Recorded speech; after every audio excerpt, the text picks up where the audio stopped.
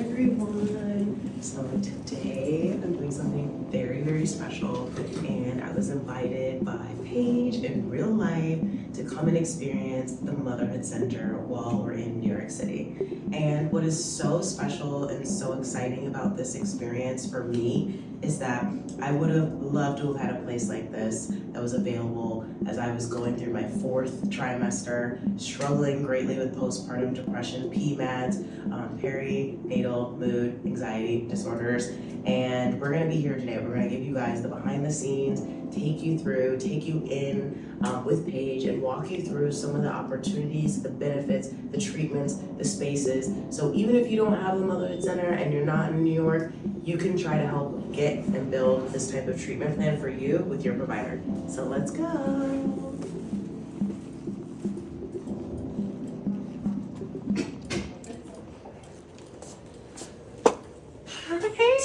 Welcome to the Motherhood Center. It's so nice to have you here. So good to be here in real life. So here's the space. Yes. That's the front desk over there. And so when women come in, they're greeted by a lovely care coordinator.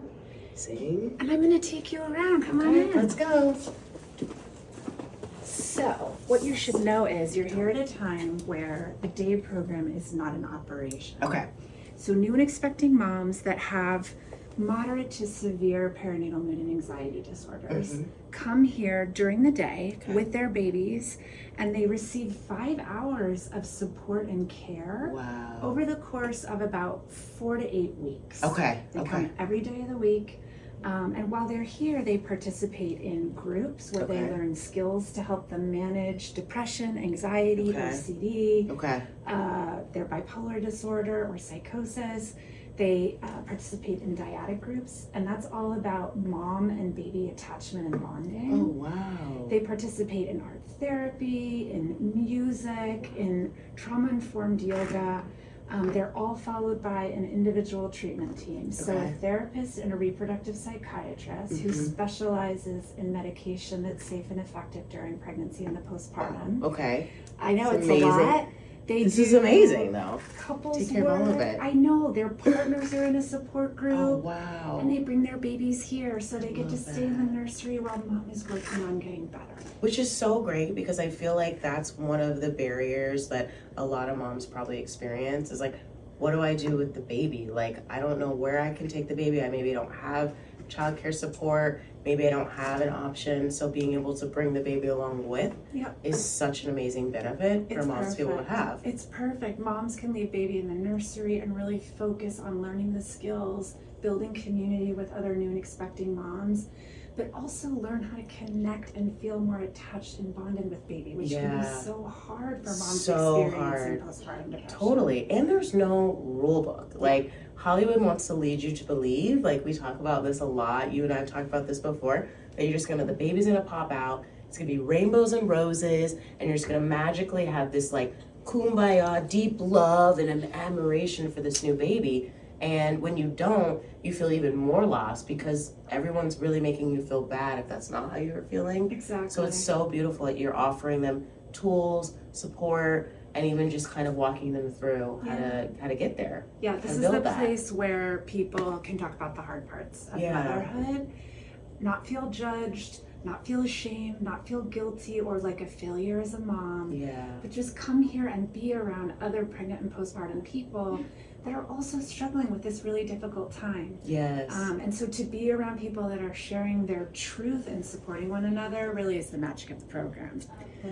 But keep coming and I'll show you more. So,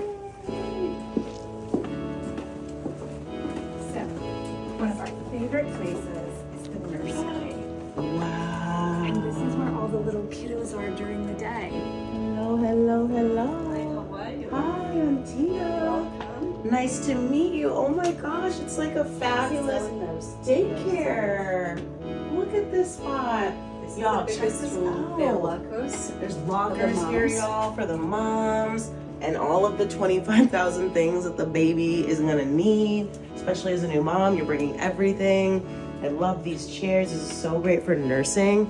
Oh my gosh, you guys have the little automatic swings for the baby, cool play zones, lots of cool books. the SNU, the most amazing tool ever for newborn babies and mom. I love that you all have that here. Little calendar. We actually This is so had Harvey cool. Karp come a couple of years ago, the creator of the SNU and the author of The Happiest Baby on the Block.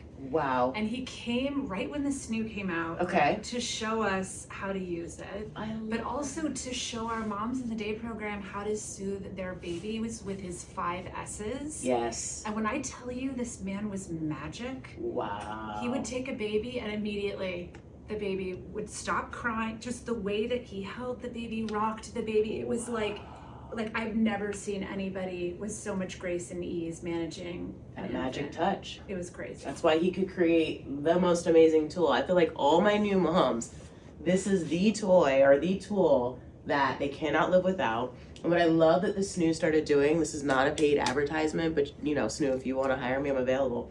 But now you can actually put them on like inventory and layaway. Because it's a little expensive for those moms, but now you can just kind of make a little plan. But I love this. Feeding spaces. I love the vibe. This is absolutely incredible. This is nicer than a lot of daycares that I've ever seen. So, Excuse me, Yes. we also have 2 more rooms. oh, for take nanny. us there. Take us We have there. nanny cameras in each of the Ooh. sleeping rooms. Oh, nice. Come check this out. There's a fridge boy. Oh, I for the love this. pump This is such a pieces and nice also pump for the room. baby food. Fridge. A lot of space for storage. Nursing. Baby can take nappy nap. This is absolutely incredible. I would have loved this. Oh my goodness. Everything's here for you. And what I love too is like, what a great template if you're a new mom and you haven't even started like looking for daycares of like the types of space that you should be looking at for a safe, healthy environment for your baby. There's one more. Oh, wow. I love the mural. That And it's mural in was Europe. painted by some of Our our moms. first moms in the first 2 years of the program being open. Really? Yeah. So they each It's painted, a memory in a way to them. Yeah, themselves and their baby on the wall. If you look, for example, for the family of cats, that's the family that this mom had. That was her, for example. Another one painted, for example, the son. Another one, you see the foxes, because there was a family of 3. It was only the first baby. Yes. Sometimes it would be the mom would be here, you know, because, you know, she already had the 3rd baby. Yes. And you have 5 of them. You know, like so many different, there's so much history in it, literally. This is absolutely incredible. So I call it Mom's Mural. Yes, the mom's mural. The mom's mural. Now, I didn't love officially this. introduce you to Teresa, but she is the #1 nationwide baby whisperer infant care provider. She's been with us since we opened, literally from day 1, almost. And Teresa is such a fundamental component of this program and why it works. She spends such quality care with the infants and babies that she watches over and loves like her own while moms are in treatment here, and has become one of our most talented clinicians because she's doing dyadic therapy every day. Wow. So she's pointing out to moms when they're doing things well. She's giving them new suggestions and ideas on how to soothe and care for their babies, how they might be able to sleep better. And she is like that nurturing mother figure that so many women want and need while they're making this transition to motherhood. So she is our prized possession, and she really is a baby whisperer. Thank you. I really enjoy being here and working here and helping to change the lives of our moms, you know, for the better, even a little bit at a time. I love And that. truly. And you know what I love too is like, you know, I've talked a lot with my community about, you know, my personal strained relationship with my mother. And I know a lot of women don't always have a mother that they can go to for support. And even if they do have a relationship with their mother, they may not be somebody that's got a good, what's the term? Dyad baseline where you really have the fundamentals of attachment and nurturing. And so I just love that they can come in this really healthy space where you can teach them, give them guidance, support them, and cheer them on when they're doing great things, especially if they don't have those examples within their personal life. So I really love that. Thank That's you so very much. special. It actually touched a very important part because Yeah. I've heard from so many moms personally, I know besides that, I know this info from the clinical treatment team, Yeah. but also, telling me, I wish my mom was like you. See. And they would come to me sharing, and really feeling like I've become their second mom. And my mom figure just, to understand, to support them the way they would have liked to be supported. Yes.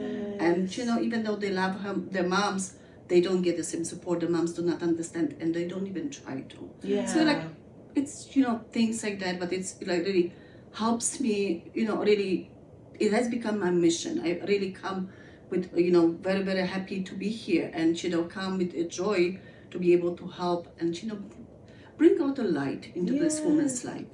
And if they have a strange relationship with their own mom, and especially when they're having a baby, sometimes for the first time, and it's such a big milestone having anyone, as a guardian and kind of a support and so on. It's very essential. So it's 100%. You are really talking about something that's so difficult for moms, especially the first time baby, of figuring out where you're gonna leave the baby. I was actually just like laughing with a friend last night about this over dinner of like, especially being in New York City, I feel like there's an additional overwhelming like sensation to find safe care in a city that's like hustling and bustling of this nature. And so it's just such a beautiful thing that you're doing. And I already feel like the mom vibes from you, Teresa. Like I could just feel I'm also a grandmother. Yes. My daughter made me a grandmother. I love Grandmother that. of two. I wish I could have my baby in here. I know the babies are feeling loved and feeling happy. They feel life and they love to come back. Oh, I'm sure. And it gives moms a break. 100%. And they can always come back and, they can always come for advice, and I can give them also advice on Zoom if they need some extra. The partners are welcome to this. So we try to provide as much as supportive and nurturing atmosphere as possible. That is incredible. That is incredible. We love Getting Zoom support, y'all. Zoom tips. This is absolutely amazing. Y'all have all the stuff. Because we have a great, amazing team, really. Starting from I'm age, feeling but it. not seriously. We have an amazing team. I love that. Woman. Check She's these out, amazing. Joy. This is amazing. Teresa. Helping mom Thank you. too, of like just really getting organized. I felt like this was really difficult when I had my first baby, of like you leave the hospital they do all this for you, right? I actually love being in the hospital. Like some women are like, get me out after 24 hours. And I was like, can I stay longer? Because they're documenting when the baby's pooping and feeding, helping you to start like logging this new way of thinking in your mind. And so I just love this. Y'all are doing all the things for the moms, and this is just the foundation. This isn't even before she's getting treated, but the baby's in it. That's what we are doing. Oh, I love this. So moms get a report of how much the baby has eaten, how much the baby has slept, with the advice, what is the recommended time for the next feeding, for the next nap, and things like that. Yes. And they gradually we modify the schedule. We increase the amount of they can drink, in one time, and they get better. They start drinking more. They grow beautifully, and they're so beautiful when they leave, and they're ready because they have grown up so much. So and moms are so much happier. Yeah, You have to see at the beginning, at the end. It's really such a very touching moment, and I get attached to all of them. But I'm so happy for them leaving because they are stepping up. Yeah. Their life has become better. They're much more confident. They know, even if they have a crisis, they know how to manage. Thanks to the skills they're getting from clinical team. It's wonderful. It's a wonderful place. Can I give you a hug, Teresa? Of course, it's a pleasure. Thank you so much for taking us through this nursery. I'm a fan. Thank you, Teresa. Thank You're you. welcome anytime. All right. Right. Now I'm going to take you into one of our 2 group rooms. So this is where the magic happens when it's not happening in the nursery. This is where new expecting moms spend their day, being in groups, being with one another, being vulnerable. So come on in. Wow, this is fabulous. Oh my gosh. So this Check is this out. group room number 1. Okay. And gosh, as far as capacity for the day program, we can actually have up to 40 women. Yeah. We just got our license from the New York State Office of Mental Health expanded. Okay. We have never been at 40. I think the highest we've been so far is about 24. Okay. And our cohorts are a combination of women both in person but also virtually. So it's That's amazing what amazing. technology can do now as a result of the pandemic. Yeah. So these new technologies like follow people around the room, whoever's talking.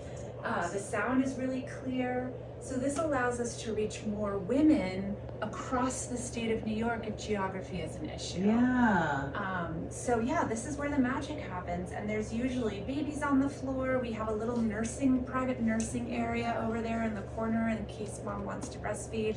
We are very much a Fed is Best organization. However you choose to feed your baby is the right way. Yeah. So we support it 100%.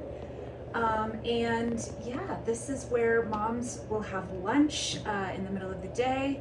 And what I'm always so proud of is the artwork that they do. So we're able to include expressive therapies into clinical therapies to help them feel better and recover.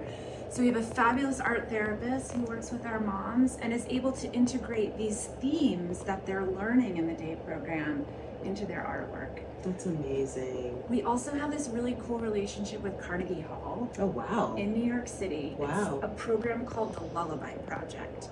And our moms get to work with famous teaching artists who help them write a lullaby for their new baby or their expecting baby. It is the most beautiful thing you've ever heard. And then it gets recorded at Carnegie Hall. Oh my With gosh. famous musicians. Oh my gosh. And moms get this lullaby as a keepsake to pass down to their baby. They will sing their baby this lullaby. As the baby gets older, the baby starts to sing. The whole family gets involved. And it's this super cathartic experience where moms get to put down the words of what this has been like and give that to their baby. It's like, it makes my arm hair stand up on end. Seriously, and I'm gonna like, send you some of them because that'd be they're incredible. off the hizzle. I love that. And what I think is so beautiful too is like, it's also this moment of empowerment of like taking all of these things that have been bubbling up and going through you and like turning it again back into this space of like nurturing and really, and you've been so great at all these spaces. They're so intentional at giving back and empowering the moms that are going through the program to really like get on top of everything that's happening and really change the dynamic, which I love. I absolutely love that. That is so beautiful, Paige. That's so cool. Well, let's have a seat in one of these cozy chairs. Let's do it. Okay, so we're back at the Motherhood Center. Actually, we never left, to be honest. We're getting super cozy. We're in one of the group rooms here in New York City. And what I'm doing right now is just really appreciating how comfortable and cozy and how you can really just let yourself go in this space. Like I could feel how you could just come in here and just kind of, I think you said it best, like share the hard stuff, get into the difficult stuff. Yeah, You know? mean, as you know, Tina, because of who you are and what you do, there's just not a lot of places where moms can go and be vulnerable. No. And talk about their struggles, and particularly for both pregnant and postpartum mothers and birthing people who are experiencing depression or anxiety or OCD or PTSD, there's still a lot of shame and stigma around maternal mental health. So to be able to come to a place like this and get this higher level of quality care where women are getting intensive therapies, both group and individual. They're also getting couples support and their partners are getting partner support. All of these components help women feel so much better, so much faster. But really the magic is the community. Oh, 110%. 110%. I feel like I learned a lot about the beauty of community during the pandemic. I'd never really done like group, like healing or like group, anything group. And then at the time, my therapist put together this like virtual women's group of moms right at the top of the pandemic. We were all freaking out, being like, what are we doing here? I'm freaking out. How do I know what to test for COVID? Da, da, da.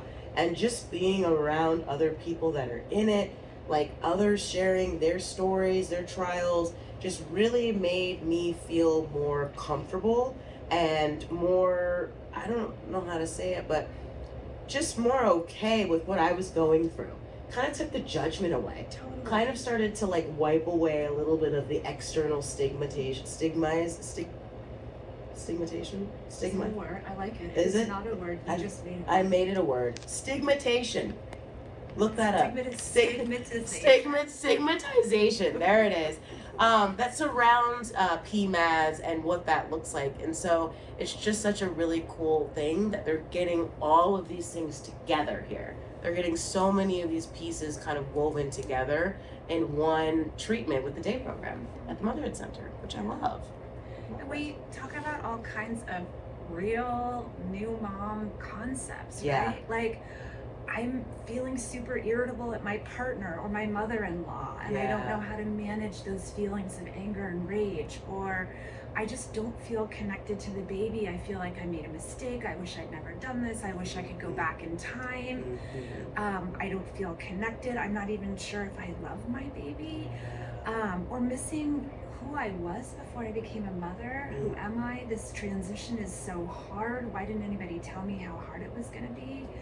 All of these things, like my identity, my sense of self, my relationship with my own mother, like these are just a handful of topics that come up in treatment here that are all indicative of motherhood, right? 100%. I mean, there really ultimately should be some type of how to be a mother or birthing person in high school and college, but as we know, it doesn't exist. No, we're too busy like dissecting frogs, cutting open cow eyeballs, learning random formulas with chemistry that I'll never use again, and and also learning about, you know, STDs and all these other things that they teach us. But I definitely didn't learn about my cycle. I definitely didn't learn about what it was going to be like to actually have the baby. I learned how to not have a baby, but I definitely didn't learn what happens when the baby comes. I definitely didn't learn any of the other things that are around motherhood. I feel like you hit a point that is so frustrating for me, that I like to try to bring air to with this eradicating the sanitized imagery, is when I think in our society, we make it equal. Motherhood equals pregnancy. And that's kind of it. And motherhood as it actually is like this foreign concept that we don't actually ever even talk about. No. We shame people a lot about what it's supposed to look like and what we think people are supposed to be going through with it, but we're not actually sharing what motherhood really is, which is having difficult relationships with family members you've known and loved forever, feeling like you made a mistake every day, but also being like, this is the best day of my life, like all at once. Having parts of your body that used to work and function perfectly fall apart on you, start functioning differently. And then two, even just being in the space of, I think a lot of people don't understand, like even when I'm a mom, just because I'm a mom doesn't mean every mom is going to be able to have a good conversation with me about what I'm going through. Totally. Or even want to get into the real stuff. Totally. A lot of times they're going to want to still keep it very surface, still keep it very like, well, you know, like just do it all and make it hard and white knuckle it and just bear down and grit and that's what's supposed to be, and that's not helpful. I don't want that conversation. It's not helpful, and it's usually not honest. No. And I think that's what can be so powerful around finding your people and building your own village and your own community, like women are able to do here at the Motherhood Center and the day program, is, you know, being able to say, I'm having a really crappy day. I wish I could just hand my baby off to a stranger and like run in the opposite direction, right? You know, oftentimes if you say that to your friend, she might be like, girl, are you okay? Yeah, something's wrong with you. And totally, there very well might be, like, you might be depressed or anxious, and like we need to create space to be able to talk about these things, right? The more we talk about the challenging and difficult parts of motherhood, the more we give other women permission to do the same. And that really is, I feel like, one of the golden tenets of how we continue to grow a safe space to talk about the real parts of motherhood. And if you take that one step further, if we're talking about how hard it is and we're giving other women permission to talk about the hard parts and the beautiful parts too, then we start to build momentum, right? And a groundswell of people who are like, wait a minute, it doesn't have to be this hard, right? Yes. Why is it that people in other countries get 12 months of paid leave after they have a baby, or they have healthcare professionals coming to the house and visiting them after they give a baby, or healthcare is free, or all of these things Yes. that don't exist here. Or all these women aren't dying trying to have babies in these hospitals. And birthing centers are welcome. And home births are like not something that just, you know, people that live on a farm do. But anybody could have it. And they're also super safe. And there's all these options. You know, I was talking to somebody at dinner last night, a mom that's in this space as well. And what we were talking about is like so many women go into the hospital system. So like, I think you mentioned when we were talking on our Instagram Live that most people's birth equals a trauma. Even if it was a good birth, you did your plan, you had your doctor or your home birth or your doula, it's a pretty sizable trauma, even if it's just physical. And as you're going through this trauma, a lot of people like aren't really empowered or educated to actually understand what things they can push back on during that experience, what things like they maybe are feeling in their gut isn't right, isn't feeling good for them, but they don't know how to say anything, and then the trauma is exacerbated or it's worsened, which then just like triples on this like ball of things that are already happening after the baby's coming out, you're moving out of gestation, which is so sad to me. It's very sad. You know,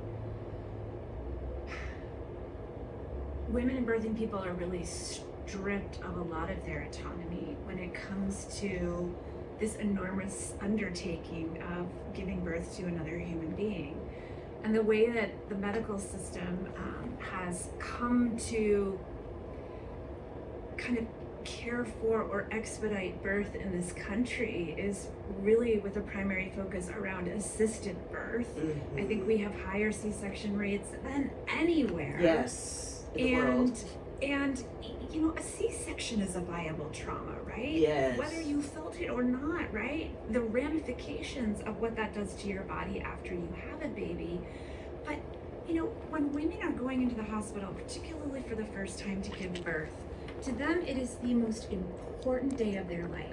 Hands down. Yes. They are scared shitless. Yep. They don't know what to expect. Yep. They don't know who has their back. Nope. Right? They don't know, to your point, what their rights are You as a said it. birthing Yes. person. Exactly. And so they are really at the mercy of whomever is delivering their baby, right? And when we are in the hands of healthcare, kind of our default is to trust. I trust that those that are helping me deliver this baby know what to do. Therefore, I don't want to ruffle any feathers. I don't want to be too boisterous. I just want to do the right thing and give birth to this baby. And what ends up happening, I see so many women who did that and feel as though they had no autonomy in their birthing process and really have to grieve the loss of that autonomy and the loss of themselves as a person prior to becoming a mother.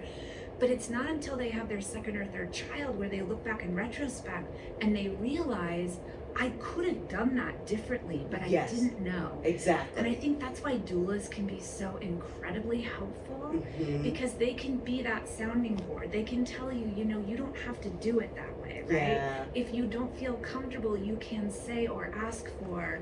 Because when we're in our most vulnerable position, giving birth to a human, right? Like, we're not thinking like No, you are having an out-of-body experience, like, depending on how it's going through, your pain levels may be 10 out of 10, and I don't know how many people have been through something where you're at a 10 out of 10 pain, but you're not thinking clearly.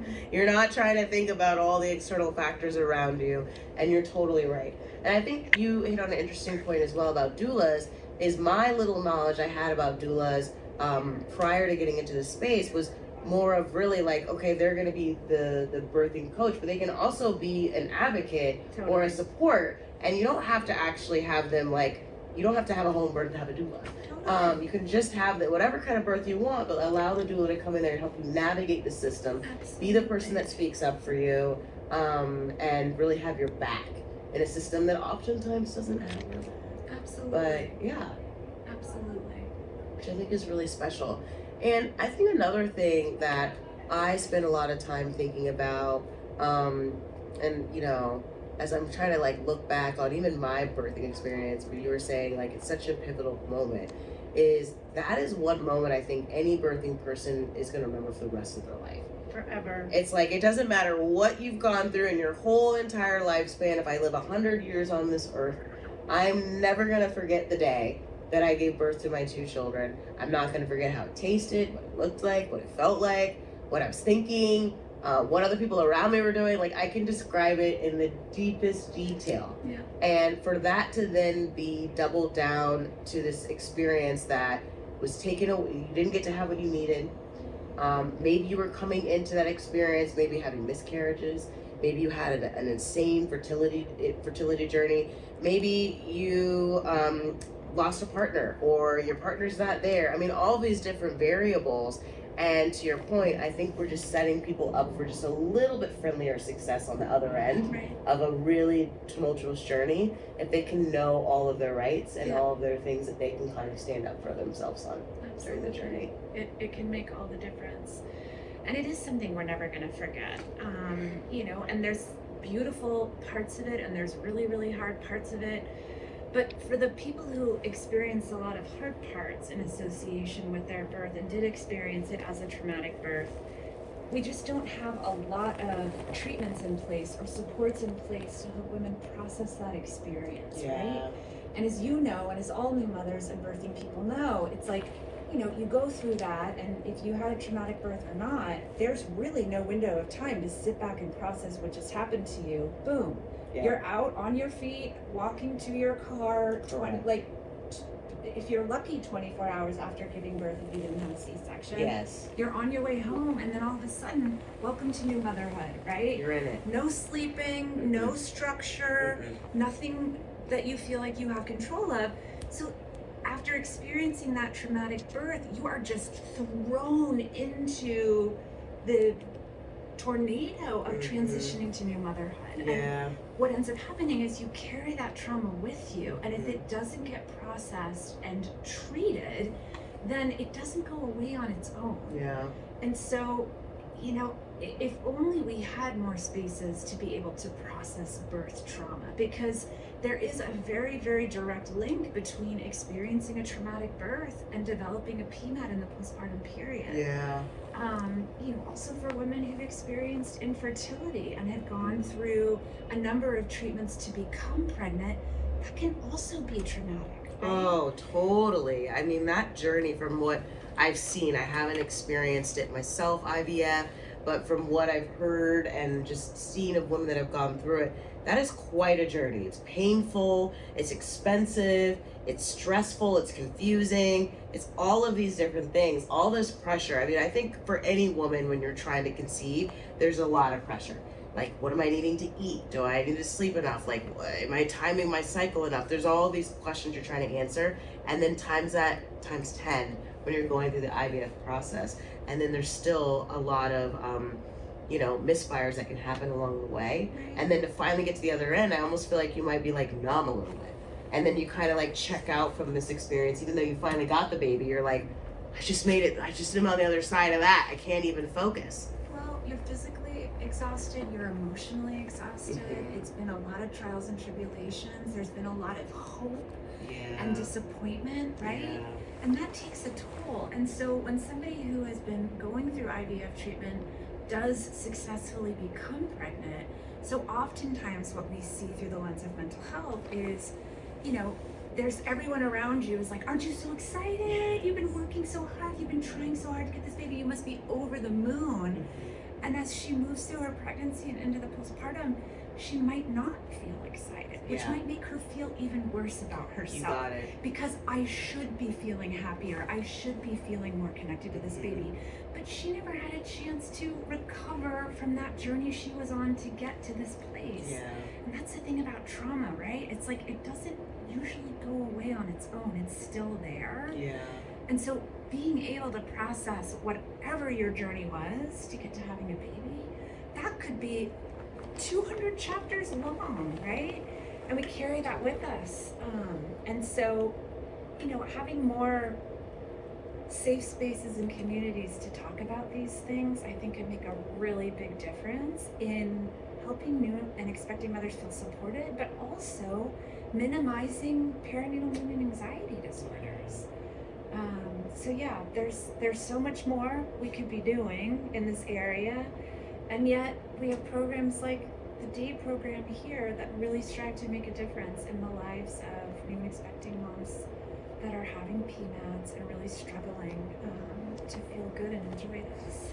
Well, you all are doing that. When we had our Instagram live, there were quite a few of your past patients and past graduates of the Motherhood Day program that really gave y'all thanks. They were saying things like, the Motherhood Center saved my life, the Motherhood Center brought my life back, the Motherhood Center showed me the way, which was just so beautiful to see.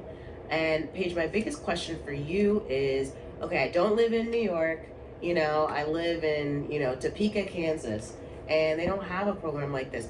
What do you recommend for a mom that's going through this as some of the first steps they could take? Okay, they've said to themselves, okay, I think I have a PMAD. I think I do. Now what? What should I do? What are some treatments that I could go explore or go look into or ask my provider about that would be really impactful? Wonderful question. So if you're in New York or Connecticut or New Jersey, come here. And even if you're not, we do have this fabulous relationship with Ronald McDonald House here in New York City. So people that live elsewhere can actually come here for treatment and stay at Ronald McDonald House totally for free meals a day, free transportation, all kinds of activities for kids. So do try to come here if you can. If you cannot, one of the number one things that I recommend is don't wait. Yeah. If you're not feeling like yourself, if you're feeling sad or low and you just can't snap out of it, if you're not enjoying anything, if you're feeling hopeless or helpless, if you're feeling so anxious that you can't sleep at night and you just feel like your mind is a hamster wheel, don't wait, don't white knuckle it, don't just hope that it'll go away, because as we talked about last time, it usually doesn't. So I always encourage women, act fast, right? If you're not feeling like yourself, go and speak to a healthcare professional and tell them how you're feeling. Now, one of the greatest resources for all new and expecting moms and birthing people is Postpartum Support International. Okay. And they are like the epicenter of everything that has to do with maternal mental health. They've been around since the 80s. They were like the first game in town. What they started and what has grown enormously is a network and directory of providers that specialize in maternal mental health care all over the world. That's amazing. In every What a great city, resource. state, and every corner of the globe. So you can go onto their website and you can do a search by zip code or wherever you are living in any country, and they'll give you a list of perinatal mental health therapists and other providers that specialize in this area of care. And so it's a great place to go to start to figure out who can I reach out to help. You know, OBGYNs are really starting to look at maternal mental health more and more. Okay. They're screening more regularly than ever before. Oftentimes your OBGYN will be armed with local providers and support that they can refer you to for care. So going to your OBGYN is usually a good option. Sometimes pediatricians also have resources. Okay. We would love pediatricians to get on board more with maternal mental health because they're the ones that are seeing new moms and new families in particular more than anyone else. Yeah. And so even some practices are starting to screen. But, you know, speaking to your primary care provider and just letting them know, I'm feeling this way, do you have any resources for me? Or going to PSI is really the first step in getting connected to care. And what I want to say about these illnesses is that they are totally treatable. And there's all kinds of things that work. For moms that have more mild perinatal mood and anxiety disorder symptoms, perhaps a peer support group will help her, right? Okay. Being in a community with other new and expecting moms that are struggling, just not feeling so isolated and alone. Yeah, that isolation, yes. Can be a great intervention. Other new and expecting moms might benefit from seeing a perinatal therapist and being able to talk about what's going on and receive skills and interventions that can help her cope. Okay. For other moms, going on medication, right? Yeah. There's a lot of preconceived notions out there about medications during pregnancy and the postpartum, right? There's a real fear by new and expecting moms and some providers in the medical community that like, oh, you're pregnant, you can't take any SSRIs or antidepressants. Yes. Or if you have bipolar disorder, you must go off all of your antipsychotics. And this is just not the case. more and more research is coming out every day on the safety and efficacy of being on medications that treat mental illness in the perinatal period. Because what we do know is that for many women who go off their medications for mental illness, there's a lot of risks that are associated with You're that. right. And then for women that are really struggling and need a higher level of care, we have perinatal partial hospitalization program, like the day program here. There's also intensive outpatient programs that are similar but meet 3 days a week for 3 hours a day. And then all the way up at the top for moms that are really, really, really struggling. Perhaps they are experiencing psychosis or are having suicidal ideation. Being in the hospital and in an inpatient psychiatric facility for a period of time is what they really need to stabilize their symptoms and get well. But as you can see, there's all types of different levels and interventions that can help new and expecting moms feel like themselves again, feel connected to the baby, which is really all we want when we're making this transition. My next question, that was so helpful. Thank you, Paige. My next question I have for you is one I have for my own self. So as you and I have talked, I suffered with a PMAD with both of my children, with my first child who's now 5, and then again with my second who's now 2.5. And one of the things I wonder is like, what is recovery?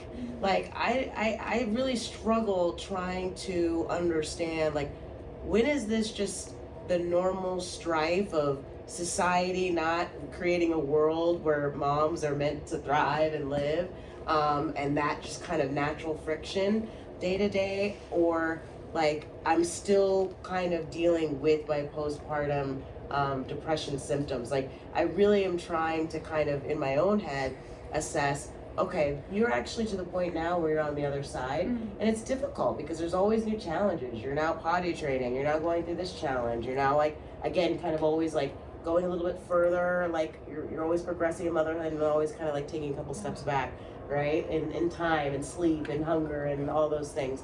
So I don't even know if you have like a thought on that, but that's something I wrestle with a lot, is like, sometimes it just feels like, am I always gonna be in it? Am I always gonna be feeling like it's a little bit difficult and it's a little bit of a struggle? Because I don't think I've really gotten to the point where I just feel like really my old self for like a really long extended point of time.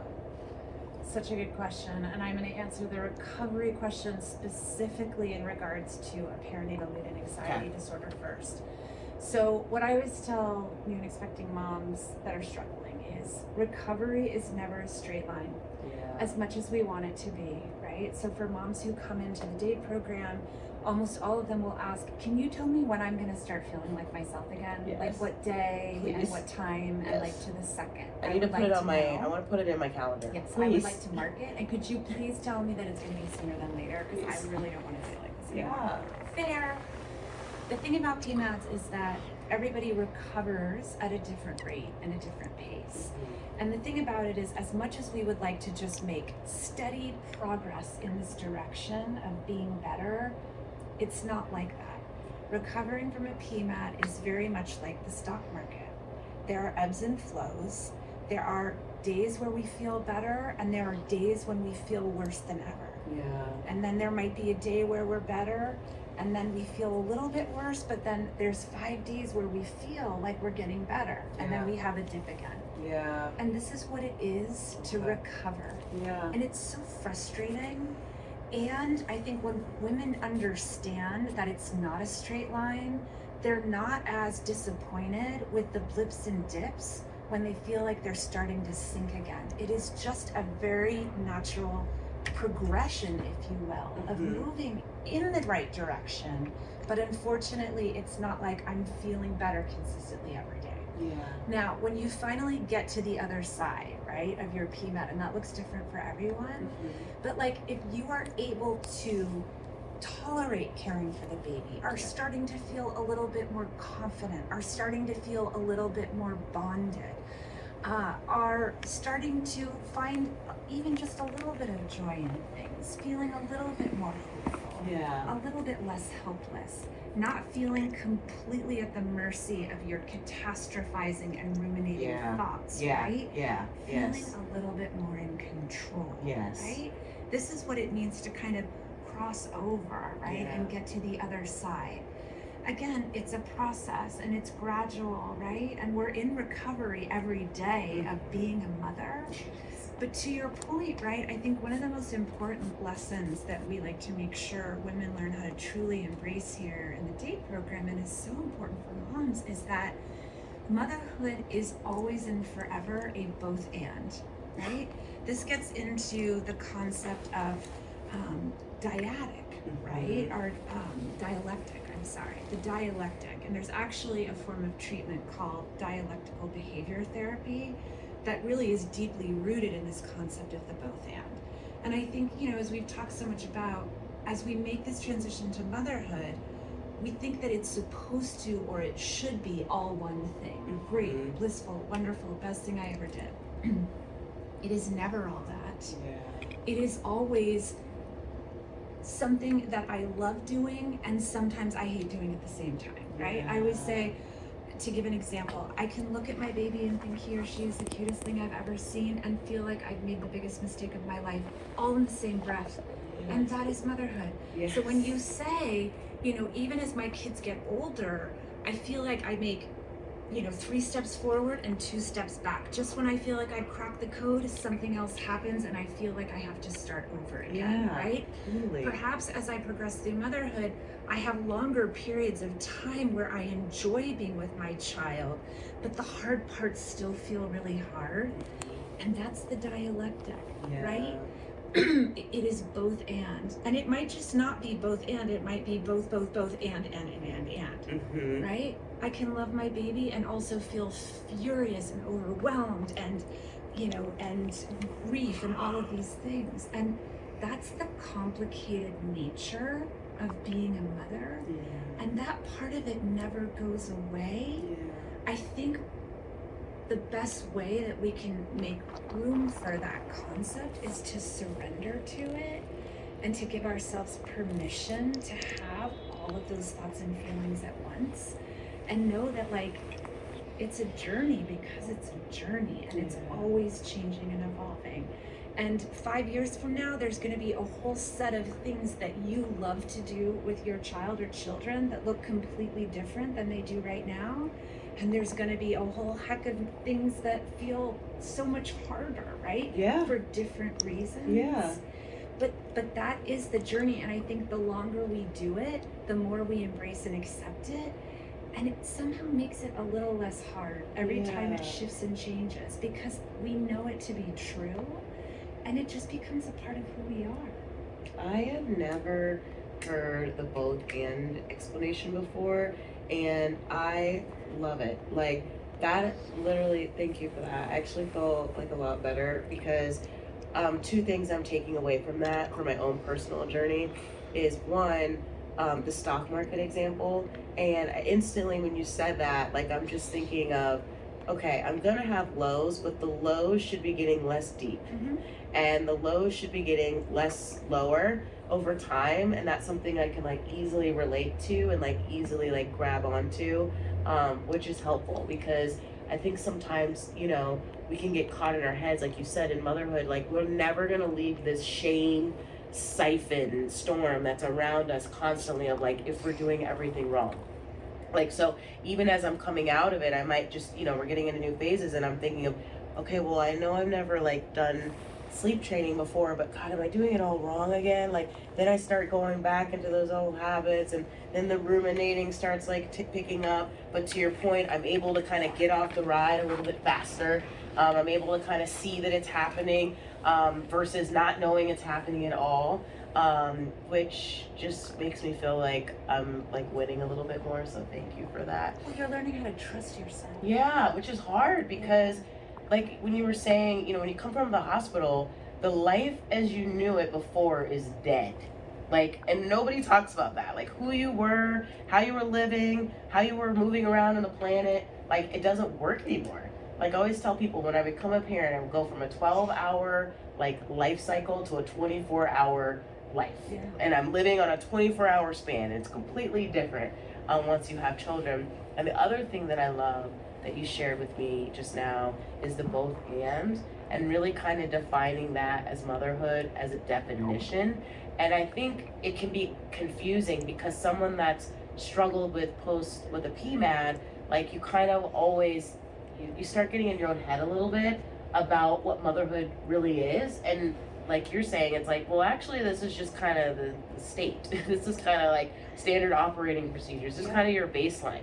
So you don't have to think that you're kind of going backwards into this new state, because you're actually just experiencing what it is. Yeah. And you're just in the journey that motherhood is supposed to be. And I think the more we can share with women, birthing people, parents, caregivers, mom and dads alike, that this is what it's going to be. It's going to keep going on this journey, that we can just get a little bit more acceptance sooner. We stop beating ourselves up a little bit faster. And then we're open to be able to find the resources to help us, like, you know, get through a hard day, you know. Yeah, and you know, the more we move through motherhood and the more disasters we experience, or disappointments, or catastrophes, or like milestone changes, or whatever, right? The more we start to know that we are able to withstand these transitions, right? And the more we start to recognize, oh gosh, there's something new going on here. Like my 6-year-old has an attitude that I never even thought was possible. What am I gonna do? Well, this is hard, but this is not my first hard. This is not my first rodeo. I've done hard. I can do hard. It might look different this time, but I'm learning how to trust myself, and I'm learning how to mature as a mother and know that I have skills, right? Like I know I'm gonna make it to the other side of this. Like I've made it through the other side so many times. And I think that's what we don't have in the beginning. And how could we? How could we? No. You are not born with that self-trust. No. That's something you earn. That is the badge that we earn as mothers. Yeah, I talk about this so often. Joy and I were talking, you know, late night in the hotel last night. We were talking about all these different things, and I said, I didn't even know how to listen to my gut before motherhood.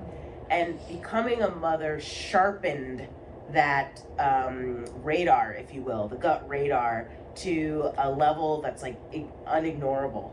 And getting all these skills and tools have really helped me in my entire life on being able to trust my gut and like listen inward. I feel like we live in a society where like we're really not taught to trust our gut. We're taught to trust systems and programs and AI and this and that and other people's opinions, but we really lose this connected tissue to our gut. Right. And motherhood really amplifies that for us, which is really a beautiful gift. It's like one of the best gifts I feel like motherhood gives us. Totally. It's trusting your gut, and it's also trusting what feels right to you and what works for you. I was running a support group the other day, and I had, it was having a second after a PMAD group, and I had one mom who had just decided she didn't want to have another baby. I had another mom who was pregnant with her third, and another mom who was pregnant with her second. And although all of these women were in completely different chapters of their life, right? Clearly they had a lot in common because new and expecting mothers always do. But I was like, this is so, like the fact that they're all describing these very different situations that they're in, I was like, this is the moment that I'm gonna highlight. No two mothers look exactly the same. Yes, right? So true. And so it's trusting our gut, but it's also finding solace and comfort and acceptance in the fact that the way I mother, the choices I make, the things I do for and with my kids, that's my choice. That's what works for my family. And it doesn't look like my best friend or my niece or my sister or those people I see on Instagram. And you know what? It's okay. Because like I always say, babies are like snowflakes, mothers are like snowflakes too, right? We're all gonna do it a little bit differently. And it's what works for us. And again, a lot of that has to do with trusting your gut, right? That's the way, right? But it can be so hard to not compare ourselves to others and to not constantly feel like we're doing it wrong or we should or we're supposed to. But like just finding that acceptance and compassion for like, this is the way I'm doing it. Yeah, and feel And good it's about that. working. That's It's okay. working for the most part. Yeah. And that's okay. That's a really great reminder. I feel like I have, it's been a journey curating my own mom friend group and my own mom circle. And I remember in the beginning, you get into these mom groups, like not a group of this nature, but like your local, like, I'm trying to think of it, just like a local, like, moms group that's just available in your neighborhood. And you're in there, and then they get into these circles, and they start getting into, oh, well, has your baby stopped their binky yet? Oh, they haven't. And then it's all of that conversation, and it's a really great reminder for moms that, like, because my mom group, we don't judge. It's not about, well, I did this plan, and Tina, you're a bad mom, or you're not doing it right because you're not doing the plan that's my family's plan. It's just about, like, I'm here to listen because you had a really crappy day, and you can let it all out, and I'm not going to judge you. And that's cool. And I think it's such a great reminder for moms that, like you said, every mother is different, every family is different, and that's okay, and it should be. And we should all just feel comfortable in making a plan that works best for ourselves. And I know, like, as an influencer, like, the internet can be a disaster zone for women and mothers and birthing people in that space. There's all these people trying to tell you that their way is the way and your way is the wrong way, and it can be very overwhelming for a lot of mothers and birthing people trying to navigate that. Well, I feel like, and someday this is one of the books I want to write, is the market of motherhood.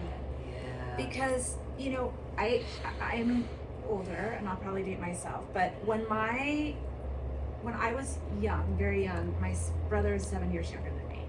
But I remember there was this one book that really freaked me out because the doctor on the cover looked really creepy. And it was called Dr. Spock's Baby Book. Yes, Right? I've totally heard of this one. The only book around on how to take care of your baby. I mean, maybe there's like one or two even others, but like that was the book. Yeah. That was the go-to. That's it. That's what moms read, right? There was no internet, there were no special baby products. Mostly everybody was formula feeding at the time, right? Like, you didn't walk into a Barnes and Noble and there was like 7 million sections on how to feed, what to feed, how to sleep, what to sleep, right? It's like there's such a market that targets mothers, which I feel like really perpetuates the anxiety of choice. Yes. Right? It's like, do I do it this way or that way? Like, would someone just tell me what to do, right? Yes. We didn't live in this much noise and chaos as mothers many, many years ago. It was a lot simpler. Yeah. Right? I mean, say what you will, but like, moms, kids were leaving the house on the weekends at 10 o'clock and they came back when it was dark, right? Yep, and exactly. we just live in a very different culture now, which precipitates and perpetuates this like perfect must do, must have, and like that's just freaking stressful. Yeah. And how do moms and birthing people not feel anxious about doing it right? Mm-hmm. Because everywhere they look, they're being told this is the right way. No, this is the right way. Right. So even just talking about it makes my head spin. Like, it didn't used to be this hard. Yeah. And I feel like, too, we're setting them up for that juxtaposition, that framework with pregnancy. Because there's a very specific, right, you can't eat sushi, you can't have wine. But then I always remember I'd like go out to dinner with like European people when I was pregnant, and they're like Paris, Parisians, and I'm like, what are you talking you drink about? wine, have a glass of wine. Exactly. Like, whatever, no, third two. But you start off on this journey very prescriptive. Okay, are you doing this? Did you take your prenatals? You have to take iron. Well, not everybody needs to take iron, and if you do, you don't always have to take it through a pill. There's a million different ways that you can like address a lot of these things to keep mom and baby most healthy throughout the journey, but we never really talk about that. It's so prescriptive, and then once you come out of it, you just kind of like get into this rhythm of like, okay, well, someone needs, like you said, just tell me. Like, we don't live this life of being like, no, mom, you know. Right. Seek help and resources when you really have exacerbated all of your resources and you really are lost and you can't really navigate. Then seek then seek an expert opinion. Right. That's really not the mindset that we encourage and nourish for mothers. It's No. kind of the opposite. It's like, go follow X, Y, and Z and just go this path. And I think that's, where so many women doom scroll, right? Yes. Especially if they're feeling anxious or depressed in the perinatal period. And I always say, like, you go online and you can find reams of research and information to substantiate just about any fear you have. Right. It is just a never-ending cesspool of, like, disaster Yeah. or wonder, Yes. depending on where it takes you. Mm-hmm. And that just can exacerbate symptoms, right? So I will tell new and expecting moms that are struggling, like, okay, you get 20 minutes a day to go online. Yes. That's it. That's it. Pick the time. Yep. If you want, you can set a timer. Your partner can tell you when and come back in and remind you when to get out, but you get 20 minutes of it. You can look for Yes. whatever you want, but that's it, right? Yes. Containing that, or sometimes I'll say, your assignment is not to go online for 3 days, right? It's triggering, Or, Yeah. and it's just all this information and all of these products and all of these theories. It's like, we think about the mental load of motherhood, and it's just throwing a million extra things on the back of a new mom, just trying to figure out what to do. Yeah, 100%. This is so amazing, Paige. Like, as always, I feel like I can sit and talk to you for like 15 years. Like, you're so knowledgeable. Like, I always personally take away like such good life lessons from you, such good lessons on motherhood. It's New York for you, baby. It's New York for you. Just really great different perspectives, and I think that's like the beauty of growth in our life, is like getting a different perspective. That's like the best gift anybody can ever give anyone, is how to see a situation differently. And I just can sense and feel all of the amazing healing that gets to come through these walls, the Motherhood Center, through your leadership, your other co-founders' leadership here. It's just such a beautiful, amazing experience. And as always, like, I'm gonna come back. I feel like I just saw you. Now I'm here in person. I'm gonna be like back with you again in another form. Just thank you so much for everything that you're doing for birthing people and mothers, and for all the people out there in the world, at least in the US, specifically in the New York area, the Connecticut area, the New Jersey area, that are struggling with PMADs and are really looking for a meaningful way to get to healing. So thank you. Well, thank you for this opportunity. It's always a pleasure to be here with you and talking to you. I could do it forever. So, waiting for the next opportunity. Deal. Thank you, Paige. Thank you so much.